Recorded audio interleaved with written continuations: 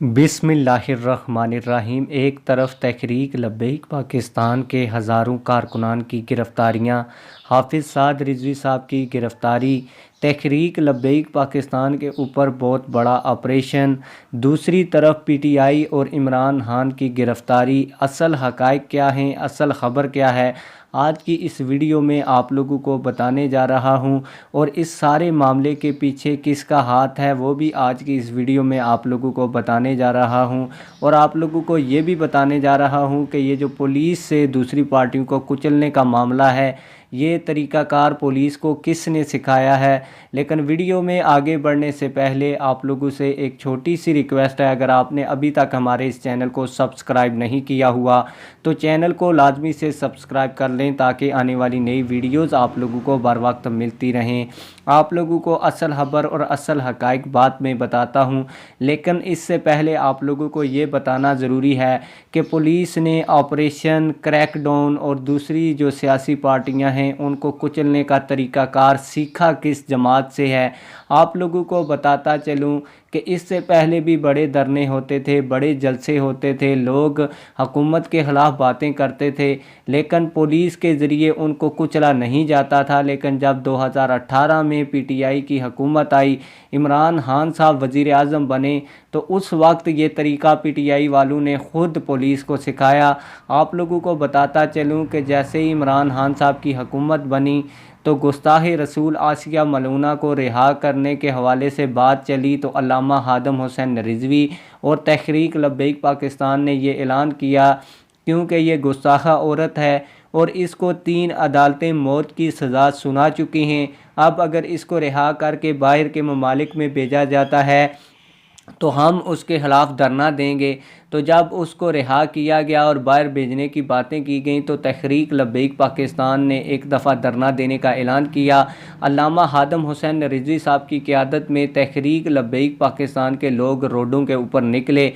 फिर इमरान खान साहब उस वक्त चीन के दौरे पर थे, उन्होंने वहाँ से एक कौम से एक खिताब किया और इसमें कहा कि अगर सुप्रीम कोर्ट कोई फ़ैसला करती है तो ये फ़ैसला मानते ही नहीं हैं, ये कोई इस्लाम की मदद नहीं कर रहे और ना ही इस्लाम फैला रहे हैं, बल्कि अपना वोट बैंक बढ़ाने के लिए रोडों के ऊपर निकलते हैं।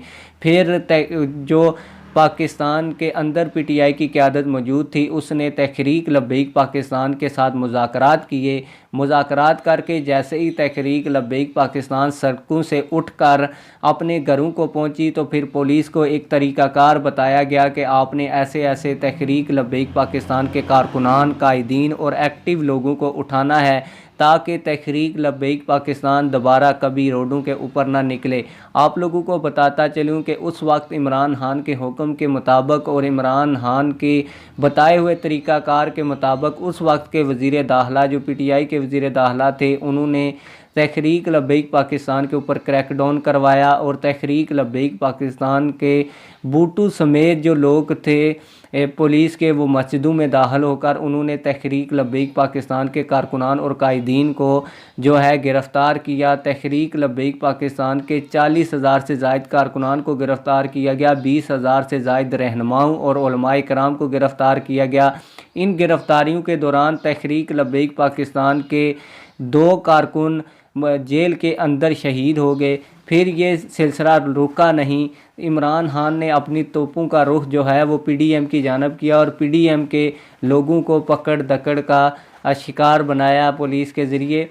तो आप लोगों को बताता चलूँ कि जो बताने की असल चीज़ है वो ये है कि अगर कोई मजहबी सियासी जमात रोडों के ऊपर निकलती है या हुकूमत के ख़िलाफ़ बात की करती है तो उसके ख़िलाफ़ जो ऑपरेशन किया जाता है या जो क्रैकडाउन किया जाता है वो एक मुख्तलिफ़ अंदाज में होता है। और अगर कोई लिबरल सियासी जमात के ऊपर क्रैकडाउन किया जाता है तो उसका अंदाज़ कुछ और होता है। आप लोगों को बताता चलूँ कि इमरान खान के दौरे हुकूमत में जब पीडीएम के लोगों को गिरफ़्तार किया गया तो पहले उनके लिए जेलें बनाई गईं, उनके अंदर किचन्स बनाए गए, उनके अंदर टीवियाँ और केबल्स लगाई गईं, उनकी सैर व तफरी का मुकम्मल बंदोबस्त करके उनको जेल में डाला गया। लेकिन तहरीक लब्बैक पाकिस्तान के लोगों को ना अपने करीबी रिश्तेदारों के साथ मिलने दिया गया, ना फ़ोन की, ना इसके अलावा कोई सहूलत दी गई। हत्ता कि कुछ लोग ये भी बताते हैं कि उनको जेल के अंदर नमाज भी पढ़ने नहीं दी जाती थी। फिर ये मामला रुका नहीं तो तहरीक लब्बैक पाकिस्तान ने जब फ़्रांस के मामले पर एक धरना दिया, फिर हुकूमत ने उनके साथ माहिदा किया। जब हुकूमत उस माहिदे के ऊपर अमल दरामद नहीं कर रही थी तो तहरीक लब्बैक पाकिस्तान ने एक लॉन्ग मार्च का ऐलान किया। उस लॉन्ग मार्च से पहले ना सिर्फ हुकूमत ने पुलिस के ज़रिए हाफिज़ साद रिजवी साहब को गिरफ़्तार किया, बल्कि तहरीक लब्बैक पाकिस्तान के 50 से 60 हज़ार लोगों को गिरफ़्तार किया गया।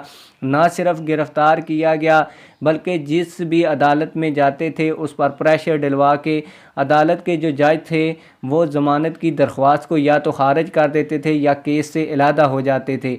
लेकिन फिर जब इमरान खान साहब के हाथों से हुकूमत चली गई तो पीडीएम ने भी यही तरीक़ाकार इख्तियार किया। वही पुलिस जिसको इमरान खान साहब ने तरीक़ा सिखाया था वो तरीक़ा इमरान खान के ऊपर उल्टा पड़ गया। अब पुलिस पाकिस्तान तहरीक-ए-इंसाफ़ के लोगों को उठा रही है और उसकी ये भी कोशिश है कि इमरान खान साहब को गिरफ़्तार किया जाए। लेकिन इमरान खान साहब की जो पार्टी है वो एक लिबरल सियासी जमात है, उनको फ़ौरन हर जगह से ज़मानत भी मिल जाती है। लेकिन अगर ये मजहबी जमात के कोई रहनुमा होते तो उनको कभी भी ज़मानत इतनी जल्दी नहीं मिलती। आप लोग इस हवाले से क्या कहते हैं? कमेंट सेक्शन में हमें अपनी राय से ज़रूर आगाह कीजिएगा। मिलते हैं।